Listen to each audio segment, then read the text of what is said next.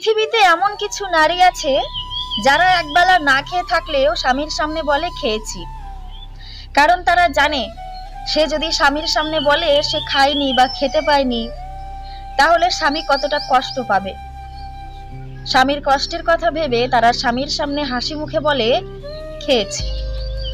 এরা হচ্ছে স্বার্থত্যাগী নারী। আবার এমনও কিছু কিছু মহিলা আছে যারা পেট ভরে খেতে পাওয়ার পরেও স্বামীকে কথা শোনায়, বলে তুমি আমাকে ভালো মন্দ খেতে দিতে পারো না। এই কথাগুলো তারাই বলে যারা বোঝে না পুরুষ মানুষের কষ্টটা। নিজের স্ত্রীকে না খাইয়ে রাখাটা একটা পুরুষের কাছে যে কতটা কষ্টের সেটা সেই নারীগুলো বোঝে না। সেই জন্যই তারা এরকমটা বলে। একটা পুরুষ সারাদিন খাটাখাটনির পরে, এত পরিশ্রমের পরেও যদি তাকে শুনতে হয় যে তার স্ত্রী পেট ভরে খেতে পায় না, তাহলে সেই পুরুষটার কষ্টটা কোথায় লাগে সে সমস্ত নারীগুলো বুঝতে পারে না। এরা হচ্ছে স্বার্থপর নারী। বুঝতে পারলেন? স্বার্থত্যাগী নারী আর স্বার্থপর নারীর মধ্যে পার্থক্য।